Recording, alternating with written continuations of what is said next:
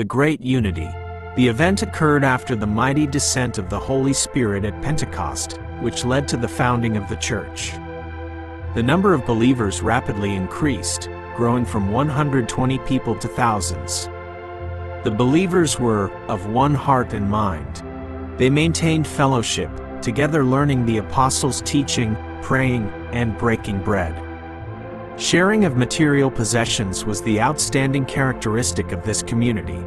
No one claimed that any of their possessions was their own, but they shared everything in common.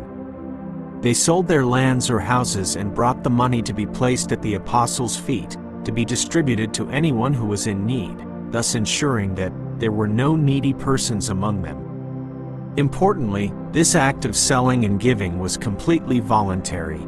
No law required them to give up all their property. This was a true expression of love and genuine sacrifice. Barnabas, whose real name was Joseph, nicknamed by the apostles, meaning son of encouragement, set an exemplary act of dedication. He sold a field he owned and brought all the money to place at the apostles' feet. Barnabas's action was praised by the community, solidifying his status and reputation. It perfectly illustrated the church's spirit of sharing and sacrifice. This exemplary action, though positive, inadvertently created an invisible pressure within the community. It encouraged others to follow the generosity. It also caused temptation for those who wished to gain the reputation and respect of the community without making a complete sacrifice. The incident of Ananias and Sapphira occurred immediately following this context, demonstrating an effort to copy the actions of Barnabas but through deceit, aiming to gain social reward without paying the full price of sacrifice. The deceptive act of Ananias and Sapphira. The actions of Ananias and Sapphira were a deliberate act of hypocrisy, performed to deceive the community and the apostles, but which was, in reality, lying to the Holy Spirit. The act of selling the property. Ananias and Sapphira, a couple in the Jerusalem church, owned a possession, likely land, and sold it. Like other believers, the act of selling the property was completely voluntary and was not compelled by any church law. After receiving the money from the sale, instead of dedicating the entire amount, as Barnabas did, or giving a portion and truthfully declaring it, they agreed together to keep back part of the money for themselves. Ananias brought the portion they decided to dedicate and placed it at the apostles' feet. However, he lied that this amount was the total proceeds from the sale of the property. The apostle Peter later clarified that before it was sold, the land belonged to Ananias, and after it was sold, the money was still under his authority.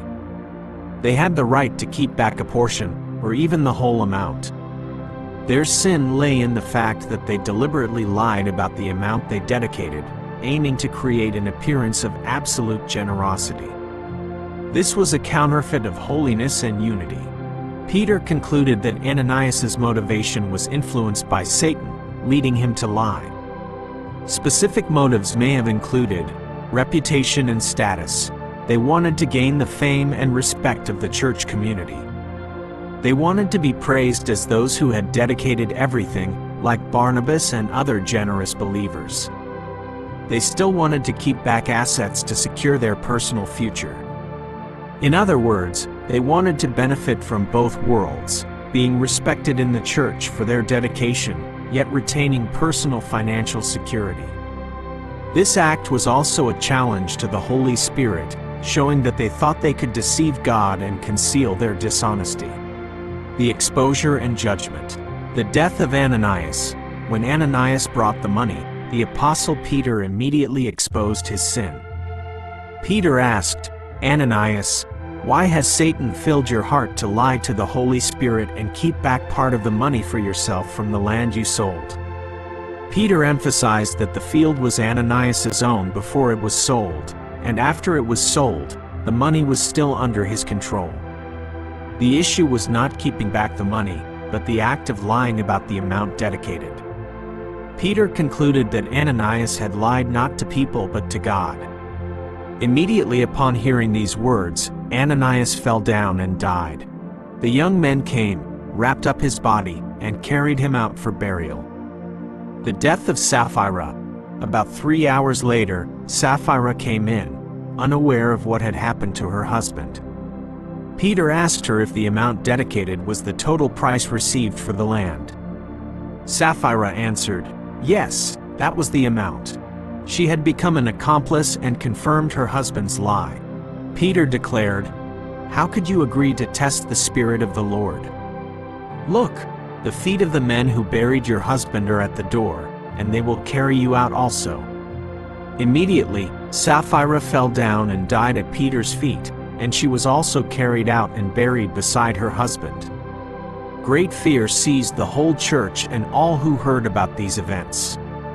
This judgment was a powerful warning to the early church about the holiness of God and the seriousness of sin. God's instantaneous act of judgment established a high standard of truthfulness and integrity in the church right from its beginning. It prevented hypocrisy and selfish motives from spreading throughout the community of believers. The story strongly confirms the powerful presence and absolute authority of the Holy Spirit in the church, and that deceiving the church is deceiving God.